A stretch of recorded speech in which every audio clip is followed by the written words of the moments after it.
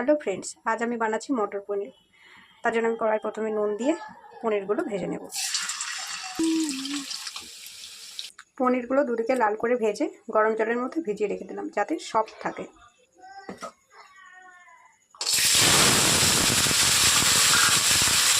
এবার এই তেলের মধ্যে দিলাম টমেটো, আদা, ধনেপাতা, কাঁচা লঙ্কা, শুকনো লঙ্কা এবং এলাচ। সব কিছু একটু হালকা করে ভেজে নেব। এবার এই তেলের মধ্যে দেবো গোটা গরম মশলা আর জিরে। এবার এর মধ্যে দিয়ে দেবো পেস্ট করে রাখা মশলাটা।